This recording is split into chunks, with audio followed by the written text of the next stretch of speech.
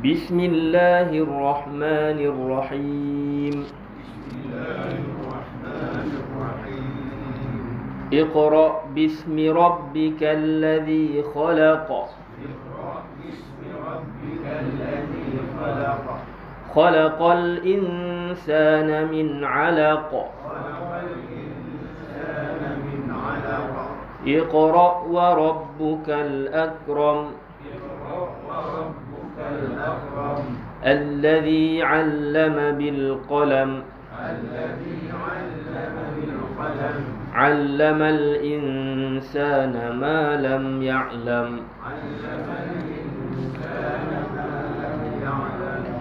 كلا إن الإنسان ليطغى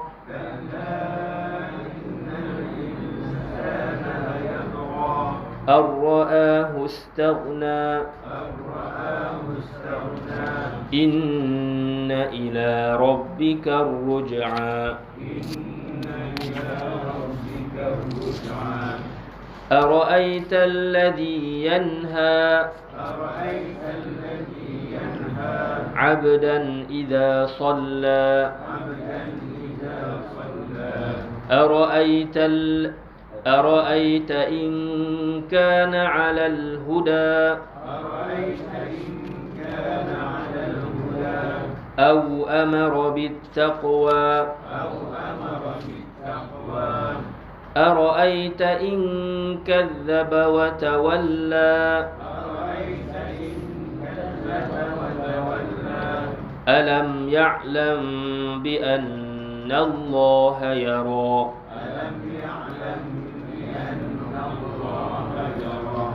كلا لئن لم ينته لنسفعا بالناصية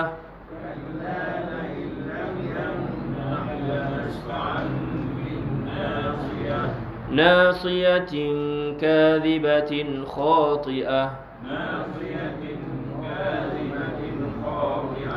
فليدع ناديه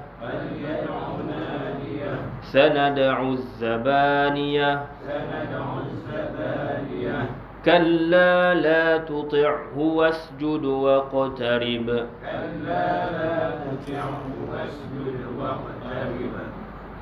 سبحان الله الحمد لله ولا إله إلا الله ولا حول ولا قوة إلا بالله العظيم صدق الله العظيم. Surah Al-Alaq merupakan sebuah surah Makkiyah. Ijma' para ulama mengatakan surah ini adalah surah Mekah, iaitu surah yang diturunkan di Mekah. Dan mereka mengatakan bahawasanya ini adalah surah yang paling awal. Diriwayatkan dalam hadis yang sahih cerita berkenaan dengan peristiwa berlakunya penurunan wahyu kepada Nabi Muhammad sallallahu alaihi wasallam di Gua Hira. Diriwayatkan dalam Sahih Imam Al-Bukhari. Jadi 5 ayat yang pertama, Iqra' bismi rabbikal ladzi khalaq khalaqal insana min 'alaq Iqra' wa rabbukal akram alladzi 'allama bil qalam 'allamal insana ma lam ya'lam. Ini disepakati oleh para ulama mengatakan bahawasanya ia adalah surah yang pertama yang turun. Ada orang menganggap dia tengok buka Quran, tengok surah Fatihah dulu. Dia kata surah Fatihah lah turun dulu. Tapi sebenarnya kalau ikut riwayat, susunan Al-Quran tidak mengikut masa turun. Masa turun ayat, dia ada sebab, dia ada keadaan dia sebagainya. Jadi ayat tu disusun Quran ini bukan mengikut tertib awal ataupun akhir ataupun dulu atau kemudian turunnya. Kerana susunan Quran ni tauqifi. Tauqifi maksudnya susunan ni disusun oleh Tuhan. Allah hantar malaikat Jibril mensusun kepada Nabi Muhammad SAW. Ayat ni duduk sekian-sekian, ayat ni sebelum, ayat ni selepas, surah ni sebelum, surah ni selepas dan sebagainya. Sebab tu setiap Ramadan Nabi akan tadarus Jangan malaikat Jibril. Dalam tadarus ni lah disusun ayat-ayat yang mana sebelum, yang mana yang tertib yang kita tengok Quran sekarang ni, mula dengan Al-Fatihah dan akhir hujung dengan surah An-Nas. Surah An-Nas. Manakala dari segi awal dan juga akhir turun Quran ini, ulama sepakat yang awal turun adalah 5 ayat pertama surah Iqra ni, manakala yang akhir turun ialah ayat Al-Quran, wattaqu yawman turja'una fihi ila Allah thumma tuwaffa kullu nafsin ma kasabat wa hum la yuzlamun. Wattaqu yawman, dan takutlah kamu akan suatu hari, turja'una fihi ila Allah, kamu akan dikembalikan pada hari itu kepada Allah. Thumma tuwaffa kullu nafsin ma kasabat, kemudian akan dibalas setiap jiwa itu, setiap diri kita ni akan dibalas apa yang dia usahakan. Apa yang kita usahakan semua akan dibalas. Ma kasabat, baik ke buruk ke, semua akan dibalas oleh Allah Subhanahu wa taala dalam keadaan wahum la yuzlamun, dalam keadaan mereka tidak akan dizalimi walaupun sebesar zarah. Itu ayat yang terakhir turun. Yang terawal yang kita baca, Iqra. Dan kisah penurunan wahyu ini, sebelum kita baca makna ayat ini, kita tengok kisah penurunan wahyu sebagaimana yang diriwayatkan dalam sahih Imam Bukhari dan sahih Muslim. Sebagaimana yang diriwayatkan, berkata Imam Ahmad, telah meriwayatkan kepada kami Abdul Razzaq, telah meriwayatkan Ma'mar daripada Az-Zuhri, daripada Urwah, daripada Aisyah radhiyallahu anha ummul mukminin. Tuan-tuan, hadis ini riwayat Imam Ahmad daripada Abdul Razzaq, daripada Ma'mar, daripada Zuhri. Tuan-tuan, nama yang kita sebut semua ni ulama. Nama yang kita sebut semua ni siqah. Nama yang kita sebut semua ni an Urwah, Zuhri, Urwah, Aisyah. Itu mereka ini jumpa, dengar hadis daripada orang tu betul-betul. Kita kata hadis sahih ni bukan kata-kata tu diucap oleh Cik Lee contohnya. Lepas tu dengar daripada orang lain yang tak dengar daripada Cik Lee pun, dia dengar tak tahu daripada mana. Dia kata Cik Lee kata macam tu. Yang tu hadis tak sahih, dia terputus. Yang kata sahih ni daripada Cik Lee, mai ke Wan dengar sendiri daripada Cik Lee. Lepas tu sampai kepada saya pun melalui Bang Wan. Jadi saya pun tak kata Cik Lee kata sekian. Saya kata Bang Wan habar, Cik Lee kata sekian. Cik Lee kata sekian, baru sahih. Kalau kita dengar khabar angin, katanya dia kata macam tu. Kita dengar khabar angin tak tahu bila siapa pun. Sedangkan nama-nama yang kita sebut hadis, yang kata hadis sahih ini disebut daripada Imam Ahmad. Siapa Imam Ahmad? Orang yang siqah, orang yang baik. Lepas itu pula jenis tak lupa. Bukan kata baik saja tak, dia kena otak tu jenis tak lupa pula. Bukan jenis orang tak lupa. Jenis, kalau kata riwayat macam tu, dia kata macam tu, riwayat Mahbab pun macam tu. Tak jatuh sikit. Orang kuat ingatan. Imam Ahmad tuan-tuan hafal juta hadis, juta hadis. Hak sampai dekat hak yang dibukukan, yang ditulis oleh Imam Ahmad 40,000. 40,000 hadis. Tapi yang dalam kepala Imam Ahmad juta hadis. Jadi ulama kita ni siqah, udul, jaga maruah, jaga ibadat, orang percaya, baik, soleh, alim. Tak lupa. Semua-semua ni Allah bagi kepada umat Islam ilmu yang sampai kepada kita, ilmu wahyu daripada Allah ini, ilmu yang sahih, ilmu yang betul, ilmu yang tak kona, tak tipu punya. Dijaga hadis Nabi SAW sebab hadis ni nak terang Quran. Bila Quran ini Allah janji kata kekal sampai hari kiamat. Takkan ada tokok tambah, ada ataupun pengurangan, takkan ada penyelewengan. Oleh kerana Quran dijaga oleh Allah Subhanahu Wa Taala, hadis yang menghuraikan Quran pun secara automatiknya dijaga oleh Allah Subhanahu Wa Taala. Imam Ahmad meriwayatkan daripada Abdul Razzaq, daripada Ma'mar,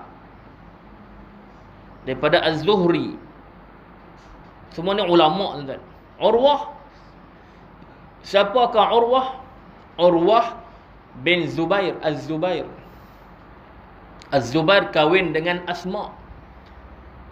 Sayyidina Zubair, sahabat Nabi, Az-Zubair bin Al-Awwam, Zubair bin Al-Awwam kahwin dengan Siti Asma. Siapa Siti Asma? Adik-beradik kepada Siti Aisyah, anak Sayyidina Abu Bakar. Asma dengan Aisyah ini anak kepada Sayyidina Abu Bakar. Jadi Urwah ni siapa? Urwah ni anak Zubair dengan Asma, anak menakan kepada Siti Aisyah, Ummul Mukminin. Jadi bila anak menakan ni rapat dengan mak menakan, dengan Siti Aisyah, isteri Nabi SAW. Banyak riwayat hadis daripada Siti Aisyah. Katanya, berkata Sayyidatina Aisyah, berkata Siti Aisyah radhiyallahu anha, awal-awal dimulakan dengan Rasulullah daripada wahyu itu adalah mimpi-mimpi yang benar di dalam tidur. Tak turun wahyu lagi, tapi nak mula wahyu tu Nabi mula mimpi-mimpi yang benar. Maksudnya Nabi bila nampak ada mimpi dari malam hari dalam tidur itu, pagi esok jadi betul. Dia mula mimpi-mimpi yang benar ni. Kita ni ada mimpi tu. Kalau ada kita cerita, kok ada mimpi-mimpi benar ke apa? Kan? Mimpi tambah pula mimpi hak yang syok-syok, hak bagus-bagus ni. Ceritalah. Sebab Sayyidina Umar bila bangkit subuh, dia akan tanya sahabat ni, siapa hak mimpi apa malam? Sayyidina Umar bangkit subuh ni tanya sahabat-sahabat ni, ada mimpi apa yang best tak malam? Mimpi yang best. Tuan-tuan, maksudnya kita ni bukannya hidup dalam mimpi kosong tak. Mimpi yang elok, mimpi yang baik ni patut cerita sebab apa? Sebab dia memberi harapan. Sebab dia memberi benda-benda baik, optimistik. Benda kita optimis, kita berharap benda yang baik. Kecuali kalau mimpi tu bila cerita tu dia jadi macam fitnah dan juga jadi macam ni. Khususnya kalau mimpi yang untuk diri sendiri. Ada mimpi untuk diri sendiri yang mana Allah nak tegur kita diri sendiri dan sebagainya. Mimpi-mimpi yang jenis yang peribadi ni. Dan satu lagi, ulama kata kalau mimpi Nabi ni jangan semudah-mudah pergi cerita ke orang. Kalau mimpi Nabi lah, tak boleh mudah-mudah. Sebab takut jadi fitnah. Semua pakat mengaku mimpi Nabi. Padahal ada juga yang tak faham, dia jadikan mimpi Nabi itu hujah kepada orang lain pula. Jadi hak jenis mimpi Nabi ni takut jadi dakwah. Takut jadi dakwah. Sebab tu antara yang tak dibenarkan, tak digalakkan cerita orang ramai ni mimpi Nabi. Dia cerita kat tok guru ke, cerita dekat orang yang rapat ke, itu lain lah. Jadi Nabi SAW akan mimpi ini sebelum turun wahyu ni, dan juga esok tu jadi macam tu. Betul. Kemudian dekat-dekat nak turun wahyu yang pertama ni juga Nabi jadi suka untuk bersendiri, untuk bersunyi-sunyi, duduk di tempat jauh. Jadi Nabi pergi ke Gua Hira, beribadat di sana. Jadi orang tanya macam mana Nabi ibadat? sedangkan wahyu tak turun lagi, suruh semayang macam mana, suruh macam mana. Jadi ulama menafsirkan ibadat ketika itu adalah ibadat yang saki baki, yang ditinggalkan oleh ajaran Nabi Ibrahim. Kan orang Arab di Mekah ni depa nak anak cucu kepada Nabi Ismail. Nabi Ismail anak Nabi Ibrahim. Jadi ada ibadat yang masih tinggal. Walaupun orang musyrikin Mekah ketika itu telah pun sesat, tadi syirik kepada Allah, menyembah selain Allah untuk sampai kepada Allah. Dia anggap macam tu, sembah batu, sembah ni, sembah patung, sembah semua ni. Mereka kata nak mendekatkan diri mereka melalui perantaraan berhala-berhala ni, nak sampaikan kepada Tuhan. Tapi ajaran Nabi Ibrahim yang asal itu masih ada lagi sedikit sebanyak. Jadi ulama mengatakan Nabi beribadat dalam Gua Hira itu walaupun belum lagi turun wahyu kepada Nabi. Ibadat itu berdasarkan ibadat syariat Nabi Ibrahim yang sebelum ini, yang masih tinggal, yang ada sikit-sikit gitu. Ta'abbad, yatahannas. Pada malam wa tazawwad, beberapa malam itu balik ambil bekalan kepada Sayyidatina Khadijah. Lepas tu pergi balik, ibadat balik di Gua Hira. Nabi kata suka bersunyi-sunyi. Umur Nabi tuan-tuan ketika itu berapa umur dah? 40. Lepas tu tak kerja ke? Tuan, ada masa orang muda ni kerja sampai tak stabil, sampai buat hak kerja ni, sibuk kerja ni, sampai satu umur dia akan stabil, iaitu umur 40. Orang kata banyak dugaan, cabaran, kalut, hak gi kono sakit, sat gi mak sakit, sat lagi keluarga ni, sat lagi keluarga macam tu. Banyak dugaan-dugaan kepada orang muda ni pada umur 35, 36, 37 sampai nak sampai 40 tu. Lepas 40 hidup dah jadi stabil, kerja dah stabil. Mungkin anak pun dah besar. Mungkin ni maksud kata lepas 40 ni dah stabil. Sebelum 40 masa itulah kerja sungguh-sungguh, kerja ni sampai tak ada apa. Sedang ngaji sampai tak ada pergi mana. Kerja sungguh-sungguh. Keluar belum keluar matahari, balik pun gelap, keluar gelap, balik gelap. Kerja sungguh-sungguh. Mai 40 dia jadi dah stabil.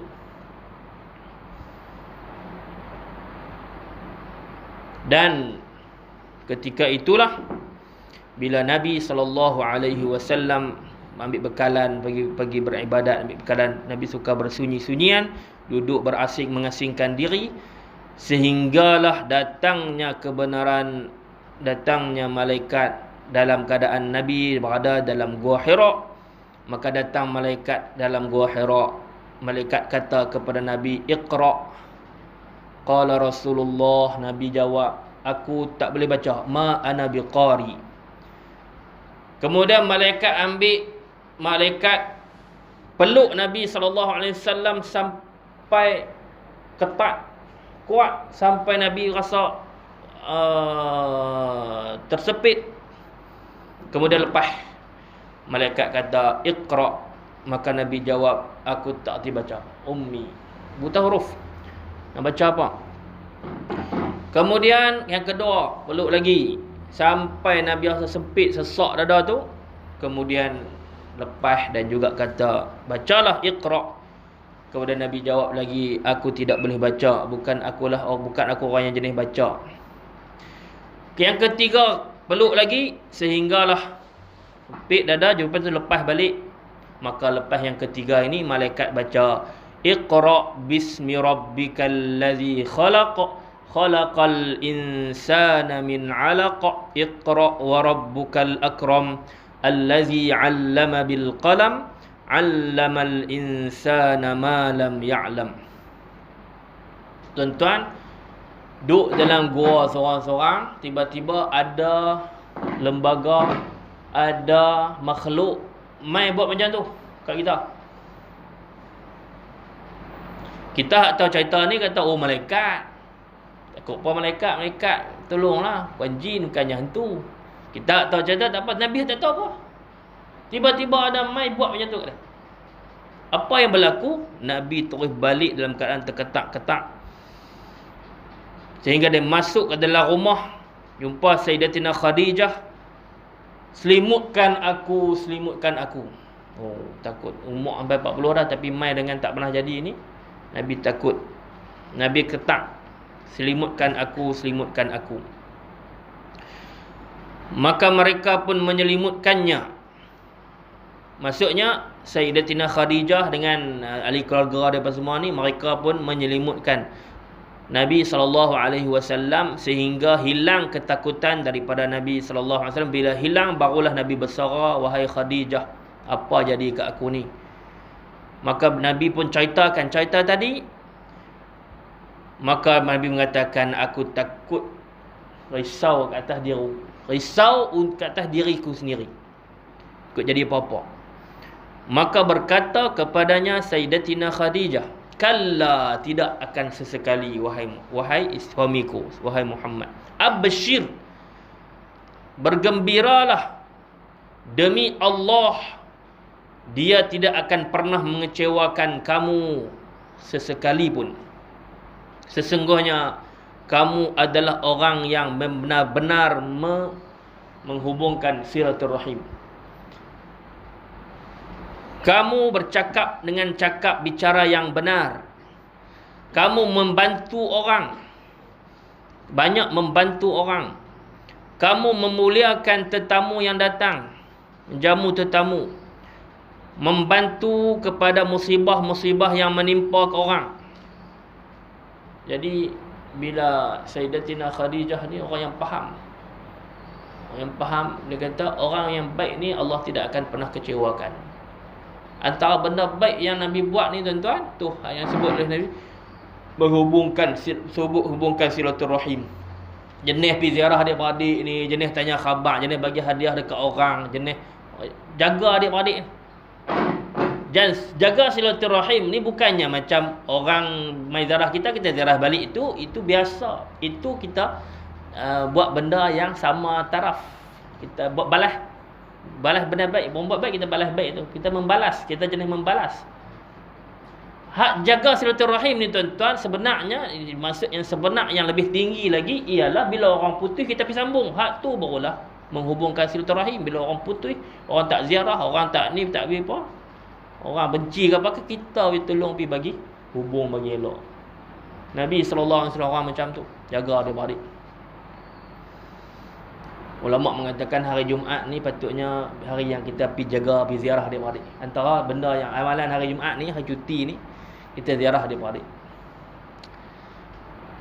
Apa lagi sifat Nabi yang mengatakan, yang menjadikan Nabi ni yang di dalam pandangan Siti Khadijah orang yang baik, yang Allah tidak akan pernah kecewakan dia, tidak akan mengapa-ngapakan dia.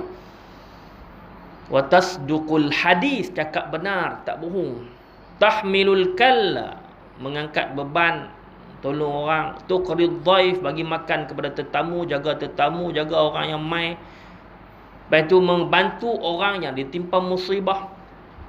Ini adalah sifat-sifat Nabi yang membuatkan kita takkan ditimpa musibah, Allah tak akan kecewakan kita.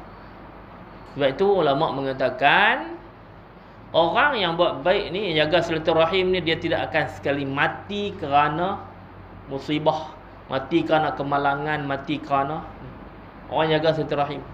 Itu ada satu cerita, orang kita, rumah kau tu runtuh, rumah dia runtuh atas dia. Orang kata mati lah. Tapi seorang ulama ni katakan, orang yang kenal kawan tu kata, kita kena cari dia tak mati. Dia faham bahawasanya orang yang dia kenal bahawa kawan tu adalah orang yang jaga silaturahim. Orang yang jaga silaturahim ni Allah Ta'ala tidak akan matikan dia ke kematian yang buruk. Macam mana ditimpa rumah dan sebagainya, ditimpa masuk musibah yang jenis-jenis teruk, mati jenis keadaan teruk ni, Allah Ta'ala akan elakkan orang jaga silaturahim. Jadi ulama tu kata, dia tak mati, dia ni jenis orang yang baik, dia tak mati. Korek tengok hidup lagi. Dia tak mati dengan cara yang buruk macam tu, kematian yang buruk.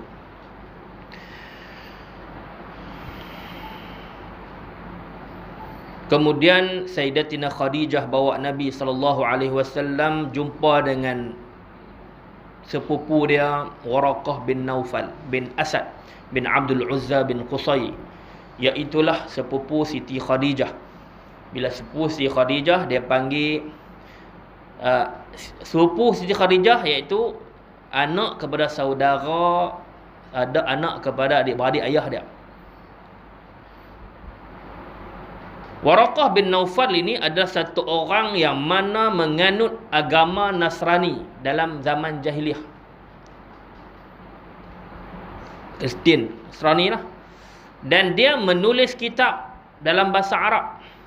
Dulu ada tulisan Arab. Tulisan Arab yang lama-lama purba tu, dia tak boleh baca. Tak boleh baca lah.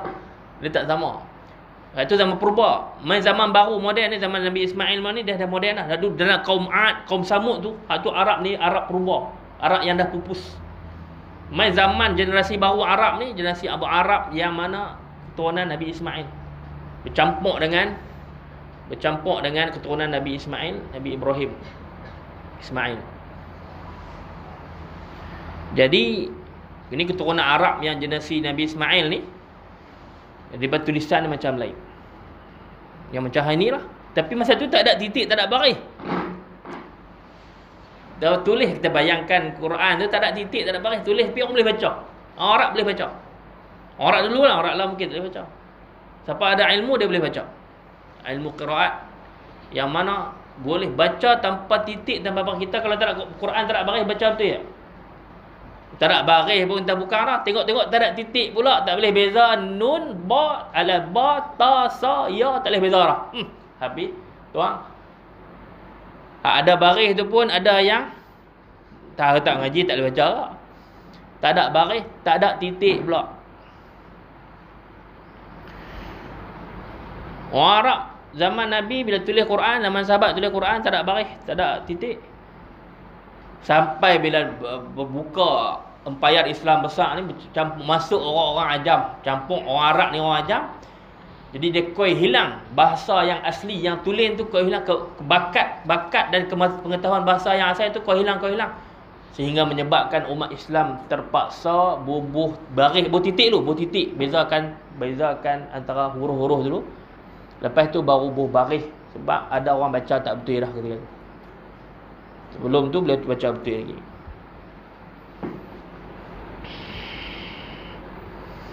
Jadi Waraqah bin Naufal ini orang yang menulis kitab Arabi. Dia tulis apa? Dia tulis kitab-kitab lama, kitab Injil sebagainya, benda dia tulis tu. Dia tulis, dah salin balik. Dan dia orang yang walaupun sepupu Nabi, sepupu Sayyidatina Khadijah, Siti Khadijah, tapi dah tua sangat dah. Dan juga dah buta. Kalau buta tua ni sebab apa? Orang tua kalau buta sebab apa? Katarak kan. Katarak.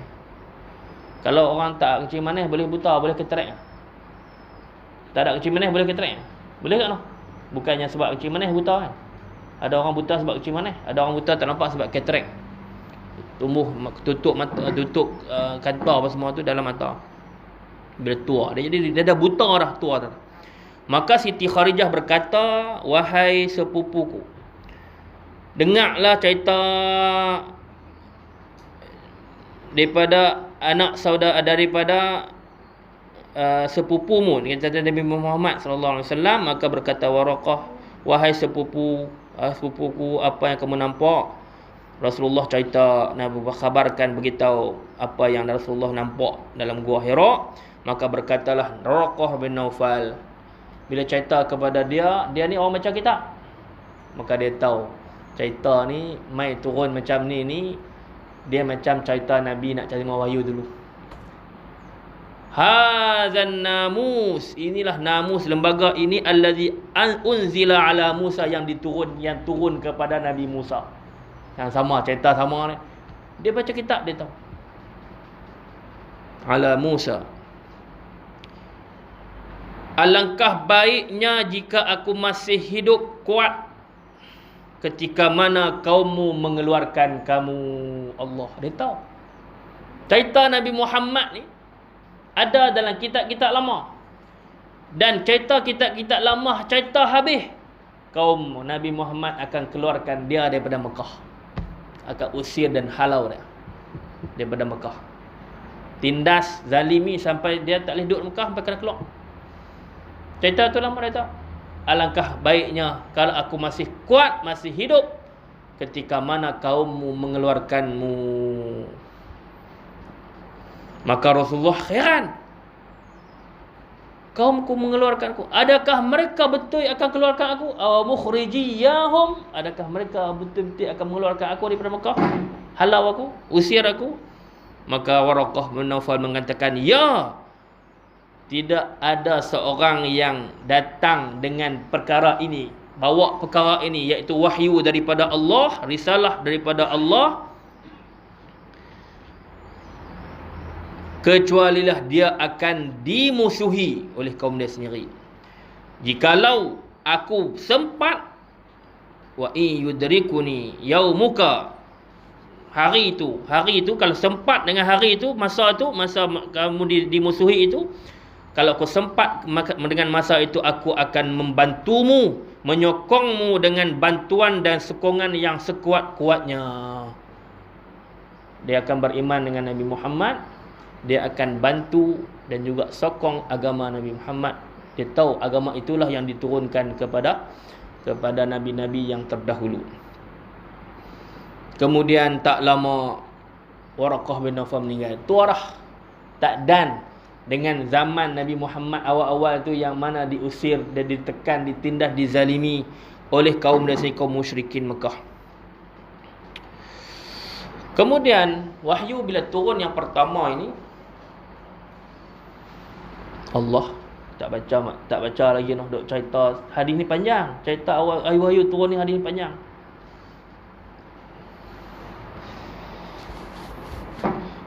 Wahyu itu jadi terhenti.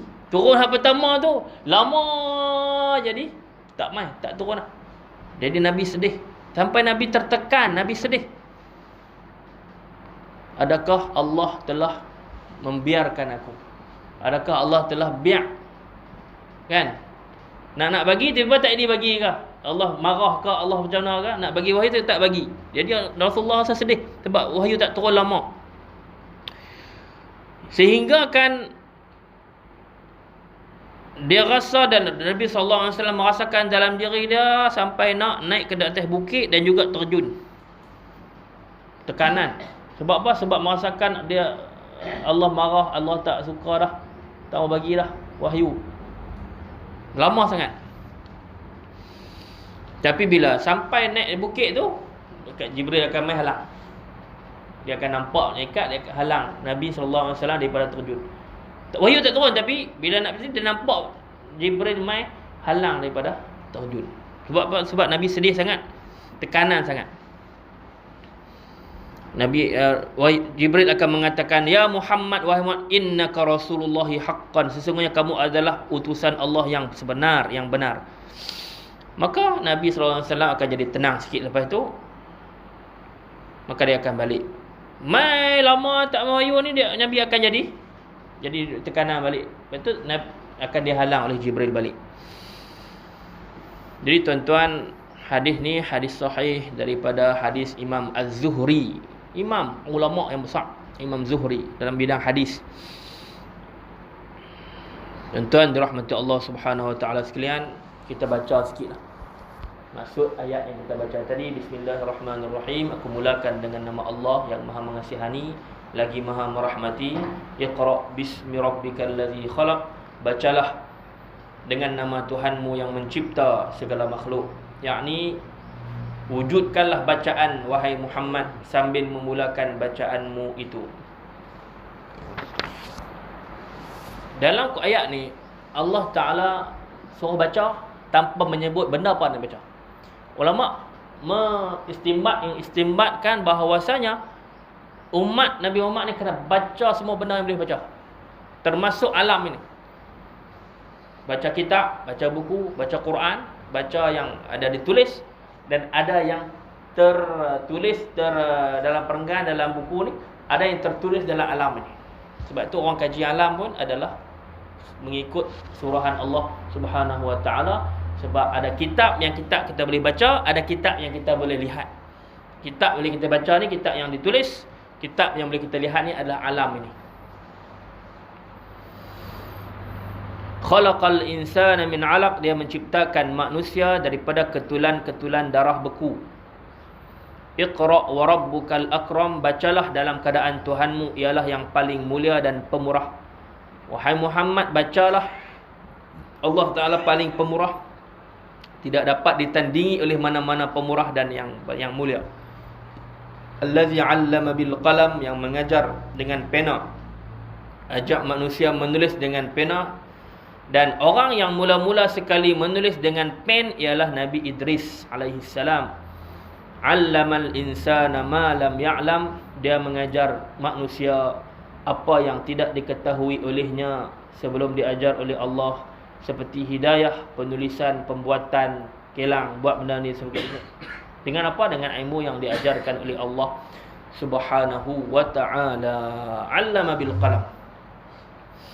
Sebab itulah asar daripada Sayyidina Anas bin Malik menyebutkan qayyidul ilma bil kitabah.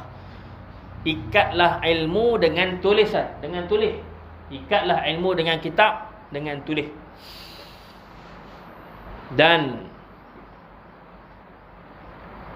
Allah mengajar manusia apa yang dia tidak ketahui. Dalam syair menyebut, ta'allam falaisal mar'u yuladu 'aliman walaysa akhu ilmin kaman huwa jahilu. Belajarlah, kerana tidak ada manusia pun yang dilahirkan dalam keadaan alim, dan orang yang mengerti dan tahu itu tidak akan sama dengan orang yang jahil.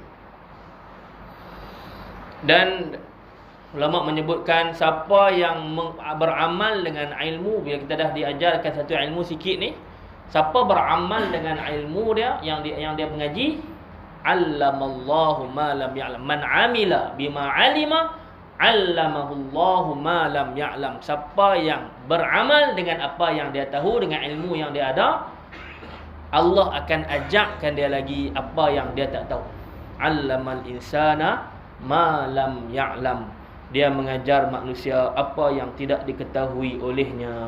Sampai situ dulu insya-Allah. Inilah 5 ayat pertama yang turun dalam Al-Quran. Ayat ni hebat, menjadikan kita ni bangsa yang bertamadun, bangsa yang berilmu. Sebab itulah kita dapat membina tamadun yang hebat satu ketika dulu, kerana kita berpegang dengan ilmu, berpegang dengan bacaan, kita menguasai. Orang Islam ketika itu mewarisi, bukan kata ilmu wahyu daripada Quran hadis saja, mereka mewarisi tamadun Yunani, Greek. Orang Islam buka India, orang Islam ambil ilmu daripada India. Orang Islam buka Konstantinopel, orang Islam buka Syam, orang buka kerajaan Rom, jatuh ketika itu, masuk ilmu-ilmu daripada Rom, Yunani, Greek dan sebagainya. Buka Mesir, ambil ilmu daripada Mesir. Tamadun purba yang lama itu diwarisi oleh orang Islam. Orang Islam buka, memulakan tamadun Islam yang terbina di atas ilmu dan juga iman. Tamadun Islam bina di atas ilmu dan iman. Tapi hari ini bila orang Islam meninggalkan tamadun yang terbina di atas ilmu dan juga iman, kadang ada iman tapi tak ada ilmu yang kuat. Kadang ada ilmu tinggal iman pula. Jadi tak terbina tamadun orang Islam. Sehingga diambil oleh orang barat hari ini, orang lain membina tamadun yang tempang. Mereka hanya bina tamadun atas ilmu. Ilmu banyak tapi tidak ada iman. Tamadun mereka tidak ada iman. Tuan-tuan dirahmati Allah Subhanahu wa taala sekalian, sekadar ini dulu perkongsian kita pada hari ini. Insya-Allah kita ajarlah diri kita dan anak-anak kita untuk banyak membaca dan juga banyak menghargai ilmu dan beramal dengan ilmu. Insya-Allah Allah mengajarkan kita, 'allamal insana ma lam ya'lam. Bahas bangsa membaca, bangsa berjaya.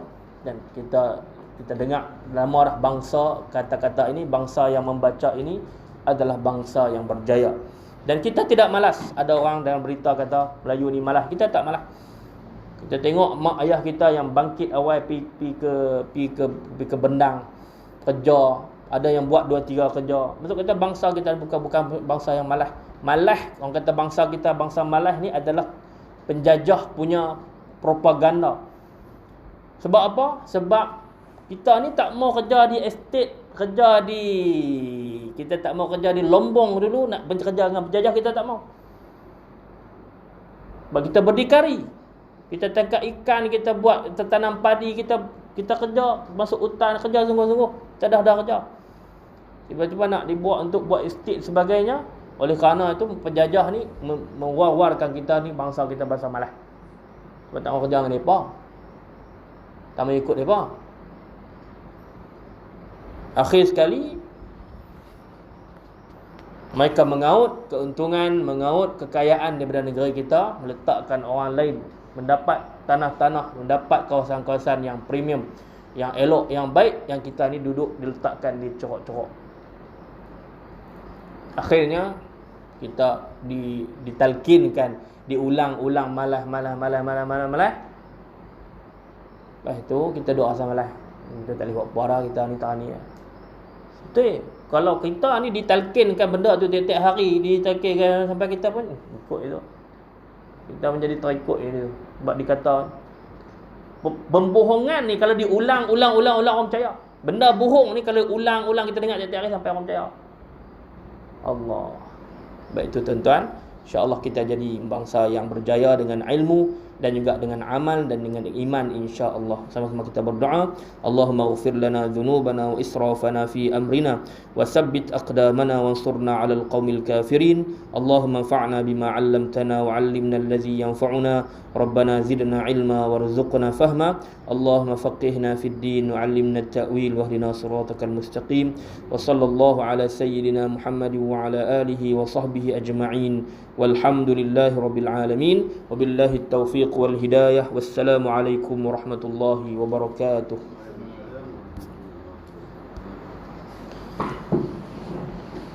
Allah. Oh, saya lupa, esok ni jemput semua. Ada mereka buat kenduri ma'al hijrah, sambutan ma'al hijrah, ada kenduri nasi daging. Pak Angah Cik Ani masak. Ramai-ramai. Pagi tu pabah lembu, meleh, lapah semua. Kalau tuan-tuan nak pergi tolong, alhamdulillah. Tak tahu kami hak muda-muda ni tak erti ikut rabah lagi lembu lari ke apa kan.